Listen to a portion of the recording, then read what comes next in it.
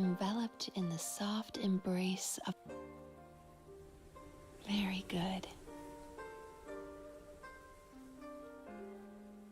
Now... 作るというの？その白髪についてく。それから桃髪のおば、桃髪のお姉さんにもついてく。ざっくり言うと、ある小狐の見た夢がテーマになってる。And feel... そう有芸制作組スケーダーついに夢みずきって呼んで。夢療法。悪夢よ悪夢よ飛んでいけ。夢食いバクには人間の悪夢を食らう能力があるの。食べた悪夢は自分の夢の中で消化する必要があったね。まず目をつむって深呼吸を。この香りをじっくり嗅いでみて。次は視覚的な準備をしよう。私がいいって言うまで目を開けちゃダメだぞ。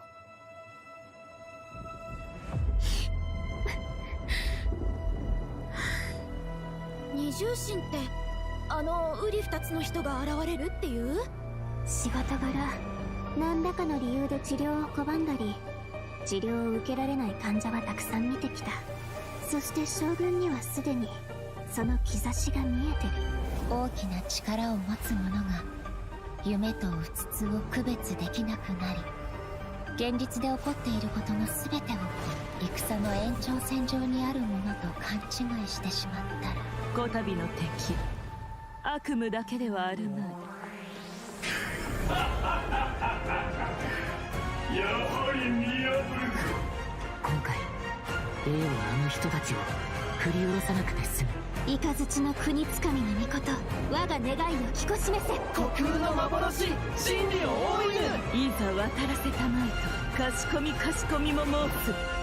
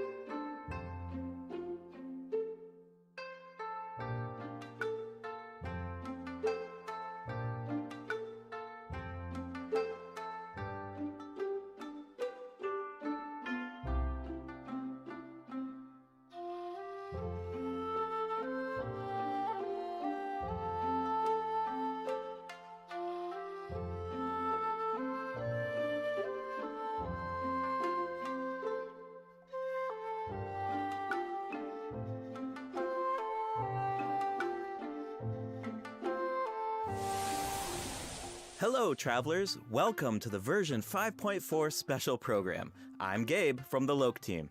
And I'm Kai. We meet again, everyone. Although this time, a mysterious voice guided us here. Yeah, that must have been Mizuki, right? Yes, and speaking of Mizuki, does everyone remember Aisa Bathhouse? It's one of the businesses near Tenshukaku. Oh yeah, I remember talking to the owner. Apparently, the inspiration for the business comes from NATLAN's hot springs. Well, Mizuki happens to be a major shareholder of Aisa Bathhouse. Major shareholder? Wait, there are tons of rumors about her. I heard she returned from abroad to put Miko out of business. Oh, and she used to... Let me guess. She used to sneak into Grand Narukami Shrine to pour hot water on the sacred sakura? Or that Aisa Bathhouse is coming out with a promotional duo to compete with Miss Hina? Well, yeah, that's exactly what I heard. Those rumors are a bit misleading. What? Okay. So, what's the truth? Well, first, we need a bit more context. This is Yume Mizuki. Oh, I love the sound of her name. And look at her outfit. It's like a combination of a kimono and a maid uniform. Yeah, it incorporates a few fusion elements, which makes sense for someone who often travels abroad. Yeah, oh, and she has a tail. Does that mean she's a yokai? Yes, but don't worry, definitely a friendly one. Mizuki is a Yumekui Baku, a type of yokai that use their powers to eat people's nightmares. She also happens to be a clinical psychologist. Hold on, clinical psychologist? Yeah. maybe that's kind of hard to imagine. Here, these anecdotes should help paint a better picture. Let's see. Mizuki once treated a warrior who returned from Night Warden Wars. After consuming his nightmare, she passed out for several days. Sounds like that nightmare didn't go down easy. Definitely not. Certain nightmares are difficult for Yumekui Baku to digest and can even become poisonous. The nightmare of a warrior who has seen the horrors of the abyss, it's too intense for the Baku to consume directly. So, as a psychologist, that's where Mizuki comes in. She uses clinical methods to help her patients reach a point where their nightmares are safe to consume. If the Baku tried to intervene without those methods, in terms of consequences, passing out is only the tip of the iceberg. Wow. A Baku's job is a lot harder than I thought. Yeah, but Mizuki doesn't mind. To her, consuming people's nightmares is what it means to be a Baku. It inspired her to travel all around Teyvat, learning everything she could about psychology. That's what makes her practice so unique. She combines her clinical knowledge with yokai power. Oh, I was wondering how she encountered a warrior from NATLAN. So she's a traveler too. Yep, in addition to clinical methods, she also uses hot spring baths, music, and incense during the treatment process. Actually, travelers can even check out Isa Bathhouse for themselves. With the relaxing hot springs and delicious food offerings, you can bring your stress and you'll leave refreshed. Nice. I wanted to ask though, the incense we just saw looked like it was from Sumeru. Has Mizuki been there too? Yes, Mizuki has contacts all over Teyvat. In fact, we can introduce a few right now. Oh, Mizuki and Mwalani know each other. Wait a minute. Across from Mwalani's shop, I remember seeing a new business. The announcement mentioned something about a hint of sakura, a touch of purple. Could it belong to Mizuki? Good eye. That's Yume Mizuki's Cozy Corner. And it's about to open soon. Mualani even ordered a gift to congratulate Mizuki on the opening. Wow, I had no idea those two were so close. And speaking of business ventures, Mizuki is also working with Kokomi to open another branch of Isa Bathhouse on Watatsumi Island. Another one? Jeez, does she even sleep? Well, nothing's set in stone, but if it works out, she'll be able to help even more people suffering from nightmares. Okay. So it sounds like Mizuki is just really dedicated to her work. Those rumors get her completely wrong. It's terrible. Yeah, people will take the smallest piece of information and let their imaginations run wild. The truth is, Miko and Mizuki have known each other since childhood, and there's a slight rivalry between them. After all, Isa Bathhouse and Yae Publishing House both offer an outlet to unwind, so in a way, their markets overlap. But they're definitely not trying to put each other out of business here. Someone else is guilty of that. And Mizuki is the one being targeted. Wait, what's going on? That's something travelers can find out for themselves in Mizuki's story quest, Tapirus Somniator chapter. Before we get into it, there's two quick things to note. First, travelers can earn extra level up materials for Mizuki by completing her quest. Second, starting in version 5.4, keys will no longer be required to unlock story quests. Oh, sweet! That should make it easier to spend time with our favorite characters. Yep. Now, let's take a little sneak peek at Mizuki's story quest, shall we? Who are these two? Oh, wait, is that the promotional duo from the rumor? You know, Miss Hina's competition? No, not even close. These two are therapists who work with Mizuki at Isa Bathhouse. The shorter one is actually the older of the two. They're polar opposites in terms of personality, though. So, as you can imagine, they also have different approaches when it comes to therapy. All right, let's take a look at the next picture. Whoa, those round little guys are so cute. Yeah, that's what Yumekui Baku look like when they're young. With a little training, they'll be able to turn into human form one day. Okay, now I want to know what Mizuki looked like when she was little. Well, with a little luck, you might just get the chance. And speaking of luck, to many people in Inazuma, encountering a little Baku is a sign of good luck. Because it means when you sleep that night, your nightmares will be gone? That's right. But in Mizuki's story quest, travelers won't need to rely on luck to experience Mizuki's treatment for themselves. That sounds pretty lucky to me. I guess you're right. Okay, on to the next picture.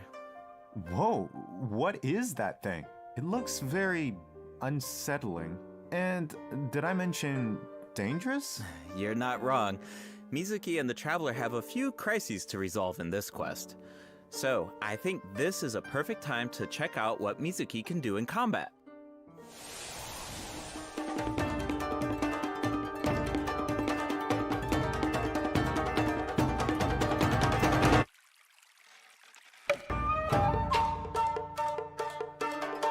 Is it time for our session?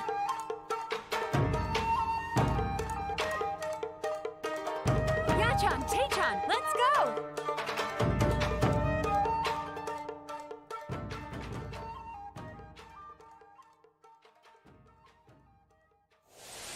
In battle, Mizuki waves her fan to unleash refreshing bursts of wind that deal anemo damage. Her elemental skill weaves memories of beautiful dreams and causes her to enter the Dream Drifter state. Whoa, that looks so fun. Yeah, the Dream Drifter state is one of the key ways Mizuki works with her team to defeat enemies. In this state, Mizuki periodically deals AoE anemo damage to nearby enemies and increases swirl damage for the entire party. Unlocking the talent Bright Moon's Restless Voice can even extend the duration of the Dream Drifter state. Mizuki's Elemental Burst pulls in nearby enemies and summons a mini Baku to the field. This mini Baku creates Yumemi-style special snacks that can be picked up by party members. Picking up the snack has two different effects, depending on the HP of the active character. If the active character's HP is above a certain percent, picking up the snack will unleash a Munen shockwave that deals AoE anemo damage to surrounding enemies. If their HP is below a certain percent, picking up the snack will restore an amount of HP. If the snack remains on the field for some time without being picked up, it will explode and deal AoE anemo damage to surrounding enemies. Whoa, so Mizuki looks after her teammates in multiple ways. Definitely. Mizuki's gameplay has an effortless feel to it. Like I mentioned earlier, Mizuki increases swirl damage for the entire party, which gives us a world of possibilities when it comes to team comps. All you need are characters whose element reacts with anemo. Use them to apply elemental effects to enemies.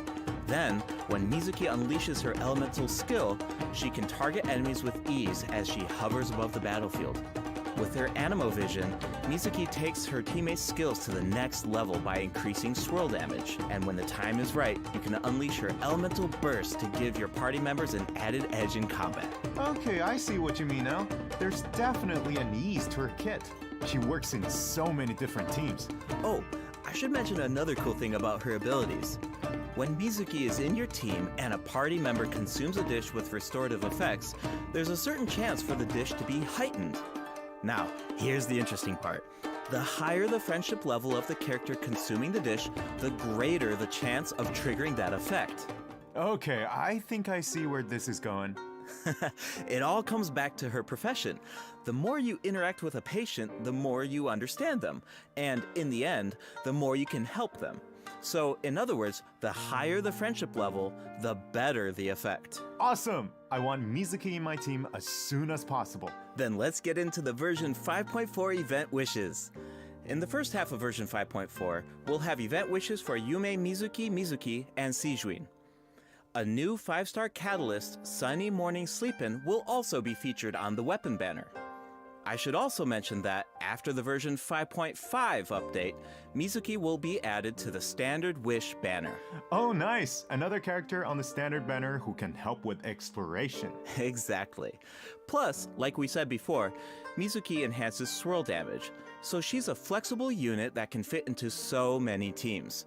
As long as you have elements that react with anemo, you're good to go. Right, you can't really go wrong, which means you don't have to stress. I'm always down for that. Totally. If you're interested, be sure to check out her banner in the new update. Now, in the second half of version 5.4, we'll have returning event wishes from Farina and Risley. Awesome! I've been waiting for them. Yeah, me too. Okay, that's it for the event wishes. All right, next up. Oh, looks like we have a message from Ayaka. Let's take a look. Hello, traveler. It's been a while. I hope you're well. I wanted to tell you about an upcoming event in Inazuma, the Mikawa Flower Festival. If you have some time, perhaps you could join us for this grand occasion. I know Brother and Toma would love to see you. And I feel the same. In fact, I hear the Shogun and Lady Gucci have special plans in store. Of course, your participation will make the event all the more special. Huh. Ayaka mentioned the Mikawa Flower Festival. Why don't we go check it out? Sounds good. While we head to the venue, take a look at the second redemption code, travelers.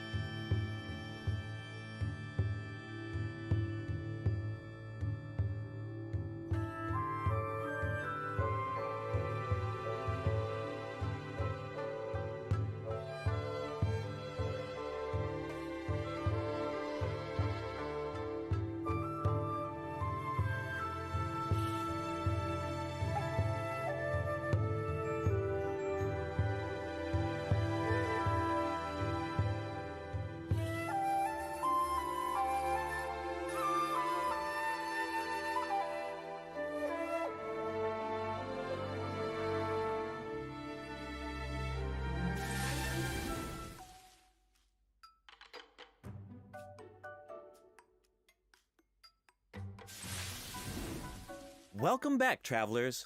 We now come to you with a special segment of today's program. The Enchanted Tales of the Mikawa Festival, jointly sponsored by Yae Publishing House and Isa Bathhouse. A century ago, the Mikawa Flower Festival was an event where all kinds of yokai gathered in celebration. But now, the festival is open to humans and yokai alike. Preparations are already underway for the upcoming iteration of the Mikawa Flower Festival, set to take place at the foot of Mount Yogo on February 14th, 2025. Oh, hey! That means it's been over 2 years since the last Mikawa Flower Festival. Do you still remember it, Kai? Of course! Ayato's test of courage feels like it was just yesterday. I still remember playing Akisu Yuge on the beach and bonding with our yokai friends. I really had fun during that event. Yeah, I remember thinking, if a game on the beach is this fun, imagine what a full-blown Mikawa Flower Festival could be like. Yeah, looks like we finally have the chance to find out. But it's not just for yokai this time. That's right. The Shogunate is finally organizing a celebration for humans and yokai to enjoy together. It's a joint effort in every sense of the word. There's so much to look forward to. So, let's give travelers a sneak peek at the festivities. Wow, things are looking lively already. Yes. These are the participants in the 48-hour game development competition. Wait, so they only have 48 hours? I think it would take me that long just to come up with an idea. Yeah, that's why the collaboration between humans and yokai is so important. With the help of a kitsune meal, certain yokai can now communicate in human speech, which means the game development teams have human ingenuity and yokai power on their side. The sky's the limit. Wow, I can't even imagine what the teams are going to come up with. Speaking of teams, let's take a second to introduce the contestants. And we can give an overview of their games while we're at it. All right, take it away. All right, let's take a look at our first team, Mizuki, Gyobukoban, and Kokumi, and their game, A Little Fox's Daydream. Players will need to guide a little fox through different dreamscapes, collecting fried tofu on the way until you reach the ramen stall at your destination. And if you make it to the final checkpoint, a very cute, very special little Baku will appear to congratulate you. Oh, but you didn't hear that from me. Yeah, okay. As for the identity of the little Baku, I'll leave that for the travelers to mull over. Here's a tip. As the setting changes between dreams and nightmares, make sure to watch your step. Otherwise, it's not a pleasant way down. Uh-oh. Oof. Ouch. Alright, moving on to Sayu, Kichiboshi, and Yoimiya's team and their game, Bunshin Phantasm. This is a game that really makes you think. What do you do when the bridge to your destination disappears in front of you? Well, that's where the Mujina body doubles come in. The Mujina body doubles mimic your movements, and you will need to use the mechanic to your advantage to find a way forward. This game has Sayu written all over it. Making her clones do all the work while she takes a nap? That sounds like her. But that's just my guess. Travelers will need to uncover the full story behind this game for themselves. I heard the team is hard at work developing new stages and expanding on the clone mechanic. So there are even more intriguing puzzles in store. Sounds exciting. Alright, those last two games are new additions to the festival, but this next one might look a little familiar. It's a new and improved version of Akitsu Yuge, this time with a Mondstadt twist. It's called Akitsu Harpastum, developed by Toma, Hitotsume Kozo, Yoko, Kappa, and Shoze. Okay, I think I can guess the mastermind behind this game.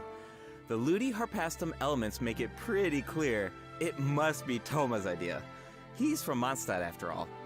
And the break mechanic definitely reminds me of Akitsu Yuge. I can see the mashup. Exactly. Plus, with Shoze's yokai powers, there are even special effects this time that really take it to the next level. We should also mention Akitsu Harpastum can be played solo or in co-op, so you can put your skills to the test on your own or with friends. As you can see, there are a lot of fun games in store. Maybe you even have a favorite already. If so, you're ahead of the game. Because in this competition, the winner of the award for Best Game is completely up to the traveler. The winning team gets to take home the Tanuki Game Award. Ooh, that's a big decision. Definitely. Now we only gave a brief overview of each game, so better to reserve judgment until you experience the final product for yourselves. And of course, no celebration is complete without rewards. All you have to do is join in on the fun. Take part in the various games to earn festival stamps. Once you collect a certain amount, you can exchange them for all sorts of rewards, including a new 4-star polearm. Wow, I'm so excited! This festival is jam-packed with activities. For sure. Plus, you can always stop by Isa Bathhouse if you need a break. The bathhouse even made custom bathrobes for their guests during the festival. Awesome! Definitely.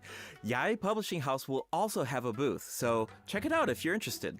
Alright, before we wrap up this special broadcast, we have one last announcement. Her Excellency, the Almighty Narukami Ogosho, God of Thunder, will make a special appearance at the Mikawa Flower Festival. Wow, the Shogun is going in person. That's definitely going to cause a stir. But wait, hold on. She's not just going for the festivities, is she? Well, I heard she's coming to investigate a nightmare with ties to Mikoshi Chiyo. Mikoshi Chiyo? Ah, you mean her Oni friend from all those years ago? Yeah, but I don't know. It's just a rumor. We probably shouldn't spread that around. No. You're right. That could be dangerous. Yeah. The Mikawa Flower Festival welcomes all visitors, human and yokai alike. Whether you're new to the festival or a returning visitor, a competitor or a spectator, there's more than enough fun to go around. That's right. And with that, we hope to see you there.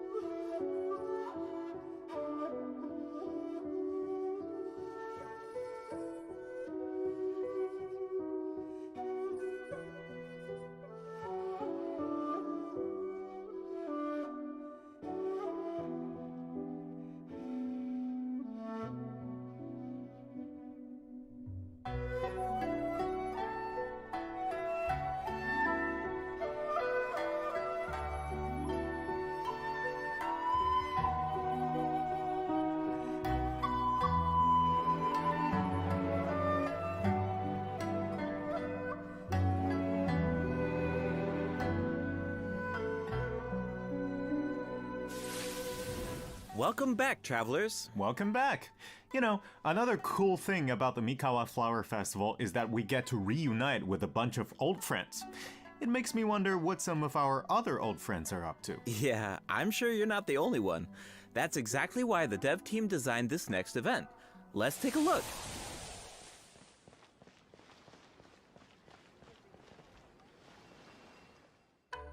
いいところに来た。座ってくれ。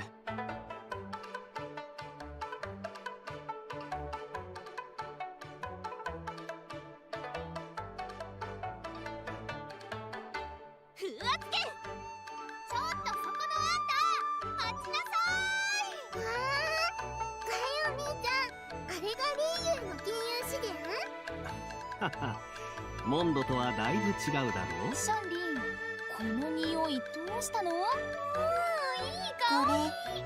これ食べてみて。次は渡積島の外を案内してくださいませんか？ This new version 5.4 event is called Traveler's Tales Anthology Chapter. Keep an eye out as you wander the open world. You might just spot some familiar faces or hear some interesting news about them. What an awesome way to reunite with our old friends. Yeah, and get a glimpse of an average day in their life. Oh, hold on. The map is pretty big at this point. Won't it be like trying to find a needle in a haystack? Don't worry. Whenever there's news about one of our companions, their anecdote icon will appear on the map.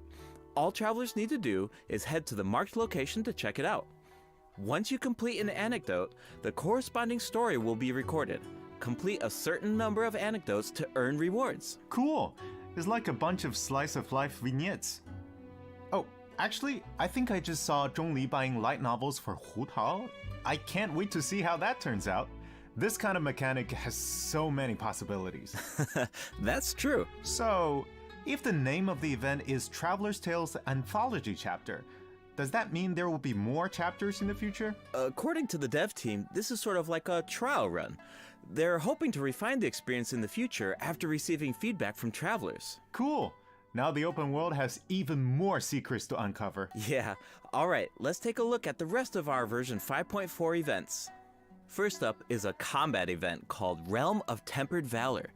In this event, each challenge is made up of 25 floors of combat stages. The level and HP of opponents within each challenge increases as you ascend from floor to floor.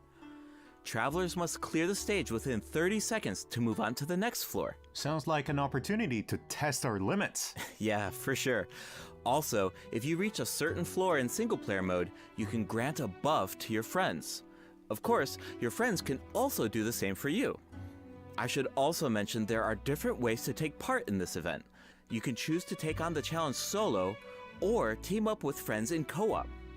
Whatever you choose, there are ample rewards to collect along the way. Nice! I feel like travelers will really get to put their bills to the test in this event. Definitely. And speaking of rewards, if you reach a certain floor, you'll even receive an event-exclusive name card. A baby Tepetlisaur punching an abyss mage. So cute. Alright, let's move from the combat arena into the great outdoors. Invasive fish species have been spotted in the waters of Fontaine, and a rather peculiar individual who calls herself an unchained hunter needs our help. In Invasive Fish Wrangler, travelers will need to head to designated fishing zones to address the crisis. Travelers can take part in two different modes, co-op mode and fish-off mode, meaning you can either work together or compete against each other, while collecting primo gems along the way. And in the end, your efforts help Fontaine avert a major ecological crisis. So that's an added bonus. Plus, competing to see who can catch more fish is just really fun. Yeah, if you're the first to catch the giant bejeweled unicorn fish, you can even receive a higher score. Hold on. Doesn't this so-called Unchained Hunter look a little familiar? Wait, it's the same merchant who released Sumeru fish species into Mondstadt that one time. Wow, looks like she really turned over a new leaf. And speaking of familiar faces, another old friend will be returning in version 5.4. That's right, it's Xavier. Oh, the filmmaker smiled upon by the gods. What kind of commission is it this time? Another film? Nope, not a film this time. A commercial for his sponsor. But it's not really a commission, it's more like doing something creative with an old friend. Besides, Xavier already shot the footage. All travelers need to do is edit it. You can totally make it your own. Make it our own? But what about the sponsor? Aren't there requirements? When it comes to art, there's no right answer, right? Xavier said it just needs to be interesting. If the sponsor has an objection, Xavier has our back. Wow. Okay, I like the sound of that. And it looks like we can use the same footage 3 times. That leaves a lot of room for creativity. And feedback. The cast, crew, and sponsors of your commercial will be able to weigh in on your final cut. Plus, you can have multiple saves, and you can even share and showcase your work. I can't wait to see what everyone comes up with. I think I saw Ito in some of the footage. I was wondering why he wasn't part of the game development competition. Looks like he was busy filming an ad. Yeah, for Genius Invocation TCG by the looks of it. Which is perfect, because we have some Genius Invocation news of our own. Automatic Artistry will be returning as a part of Heated Battle Mode in version 5.4. Travelers can look forward to new character and monster cards. In addition, Automatic Artistry will now have a concede button, making it easier to get a fresh start if a match doesn't go your way. Updates and optimizations have also been made to regular Genius Invocation TCG, so keep an eye out. Finally, the Leyline Overflow event is returning in version 5.4. Check it out if you need Mora or character experience materials. Alright, it's time for a few system optimizations. In version 5.1, a calculator was added to the crafting bench to make the enhancement process easier, but the dev team thought that there was still some room for improvement. So, in version 5.4, travelers can look forward to more sweeping optimizations to the enhancement process. First up is an optimization to enhancement material collection. In the training guide, you can now add level up plans for your characters. All you need to do is set your level up goals, and the system will display the materials you need as well as where to obtain them. In addition, once you set a goal, reminders of the required materials will be displayed in various key interfaces, including the Adventure Handbook, Domain Entrances, and Domain Completion screen, and the Battle Pass rewards. And when you click on a certain material, you can see your collection progress as well as whether you reach your goal. Nice, I like all the reminders. It saves a lot of time when you don't have to do those calculations yourself. Plus, the interface seems a lot more intuitive. Also, certain common interfaces will now display your current resin count. You no longer need to exit to a separate screen. In addition, if you can craft a certain material, clicking on Craftable Amount will display the crafting bench in your current region on the map, and you can click on it to teleport. The character list has also been streamlined by reducing the number of steps needed to navigate the interface. For example, say you just obtained talent upgrade materials for Risley, and after upgrading his talents, you want to do the same for Sijuin. Now, when you switch characters, you can remain within the talent interface instead of exiting to the attributes page. In addition, for travelers who play on PC and use keyboard and mouse input, elemental icons have been added when scrolling through the character list. Travelers can use them to quickly filter their characters by element. Wow, I'm used to just dragging the character tab at the top, but it can take a while when you have a lot of characters. For sure. The filtering icon in the lower left-hand corner can make that easier too. Try it out sometime. Cool, I will. Alright, let's move on to some optimizations to weapon filtering.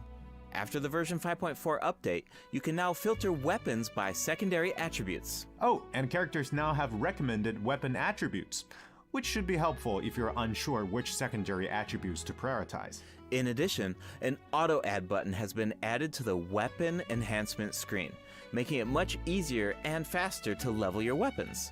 Finally, the Serenity Pot now allows you to quickly get in touch with Tubby to handle all sorts of design business.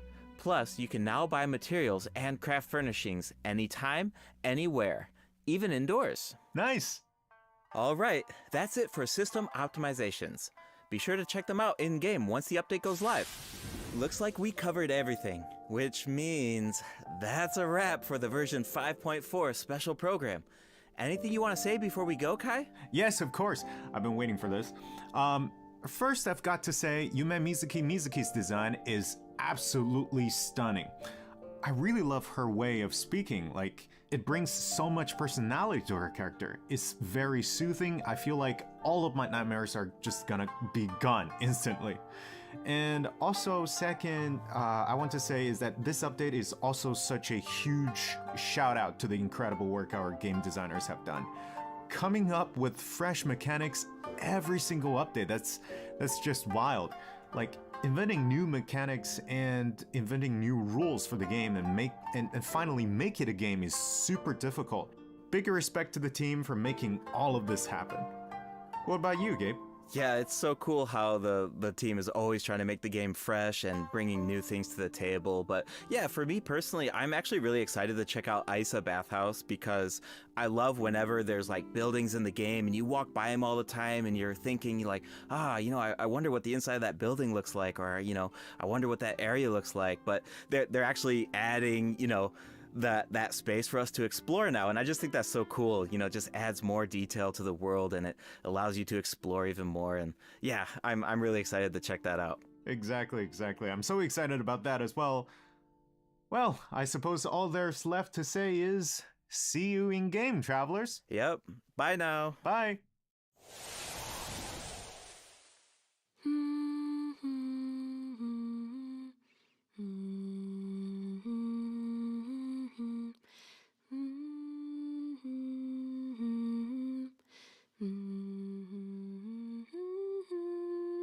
Oh, you're awake.